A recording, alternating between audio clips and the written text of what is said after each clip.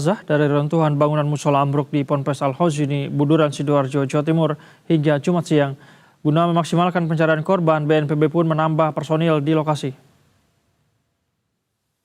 Kepala BNPB menjelaskan bahwa tim SAR gabungan sudah menemukan titik-titik yang diduga terdapat korban. Penemuan jenazah juga masih berpotensi akan terus bertambah setelah titik tersebut ditemukan. Saat ini proses evakuasi sudah masuk ke tahap pembongkaran untuk membersihkan reruntuhan bagian atas menggunakan alat berat, yakni crane. Sebab tim SAR gabungan sudah tidak lagi menemukan adanya tanda-tanda kehidupan dari dalam reruntuhan menggunakan alat pendeteksi canggih.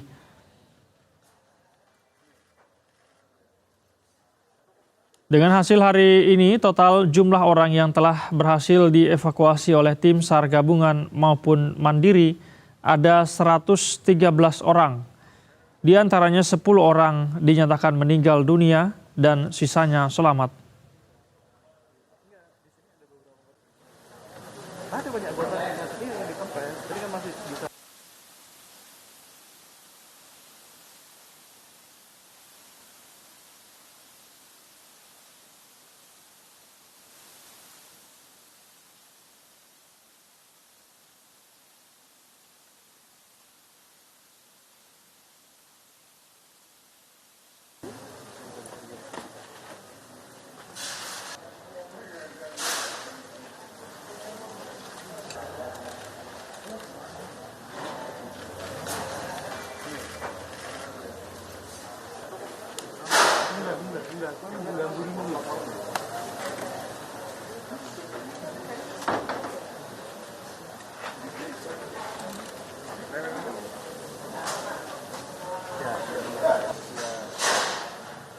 Total semua pada hari ini adalah korban ditemukan 5 orang dan semua dalam kondisi meninggal dunia.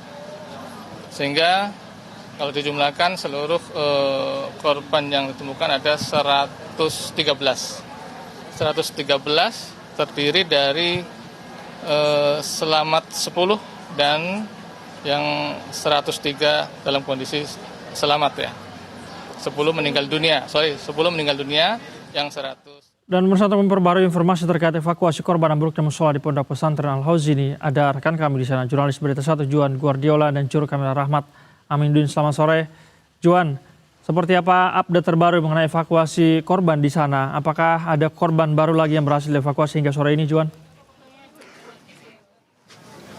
Ya, selamat sore Said dan pemirsa. Memang hingga saat ini proses ekstrakasi yang dilakukan oleh tim SAR gabungan tentunya menggunakan alat berat ini terus masih dilakukan hingga saat ini. Dan tadi dari pagi hingga siang telah ditemukan 5 korban yang berhasil diangkat dan langsung dilarikan ke Rumah Sakit Bayangkara Surabaya untuk dilakukan identifikasi.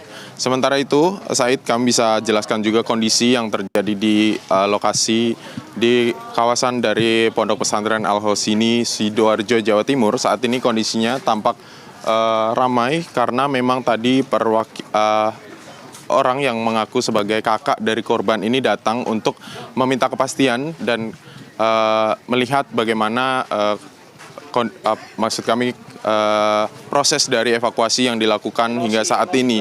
Karena memang tadi sempat dikatakan bahwa kakak dari sepupu korban ini ingin melakukan proses evakuasi secara mandiri karena melihat dari CCTV yang ditampilkan di dekat posko tim SAR gabungan, melihat bahwa kinerja dari tim SAR gabungan ini dinilai tidak cepat karena ini sudah memasuki hari kelima, sehingga keluarga korban tadi memaksa untuk ingin melakukan proses evakuasi terhadap korban karena hingga saat ini dirinya mengaku bahwa belum mendapatkan kepastian terkait dengan sepupunya yang menjadi korban dalam peristiwa runtuhnya bangunan musola yang ada di lingkungan Pondok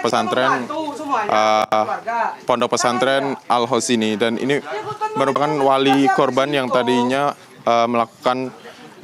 ingin melakukan tindak evakuasi secara mandiri dan tadi sempat berkoordinasi dengan pihak Basarnas, ke pihak kepolisian. Mas, boleh dijelaskan, Mas, mungkin? Begini Pak, kami di sini dibilang ataupun diomongin sudah suruh sabar. Kami sudah sabar, Bapak. Kami sudah 5 hari menunggu di sini tanpa ada kepastian. Sedangkan adik saya udah di situ udah 5 hari. Bagaimana keadaannya? Itu saja. Jadi minta tolong kami kepada pihak yang ibaratnya berwenang ataupun ibaratnya petugas ataupun dari pihak atas, wali kota, gubernur dan segala macam. Tolong lihat kami. Perhatikan kami, nasib kami, keluarga kami, adik kami yang ada di sana.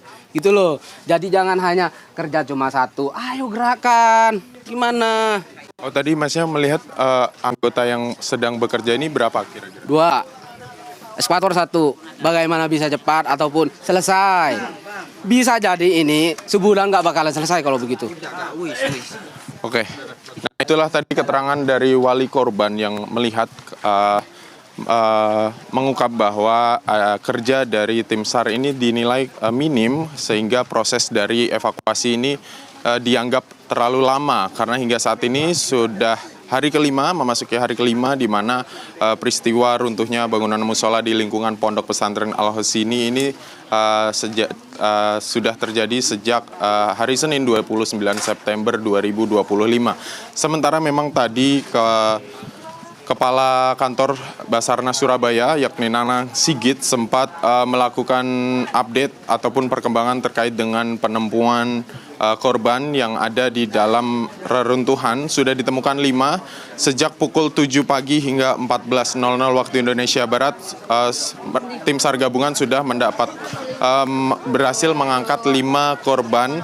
Namun memang kondisinya dinyatakan meninggal dunia dan langsung dibawa ke Rumah Sakit Bayangkara. Sementara hingga saat ini memang total korban tercatat ini sudah ada sekitar 113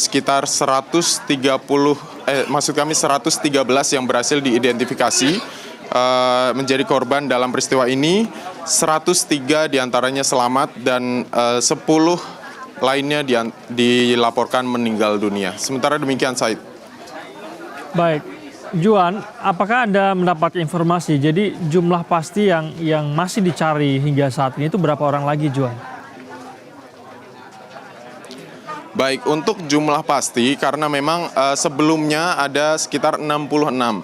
Kemudian setelah ditemukannya sejumlah korban yang berhasil dievakuasi dan dilarikan ke rumah sakit, hingga saat ini berdasarkan data laporan dari keluarga terkait dengan korban yang belum ditemukan ada sebanyak 53 dan kemungkinan ini diduga masih ada di dalam reruntuhan bangunan musola tersebut. Namun memang dari pihak BNPB ini berharap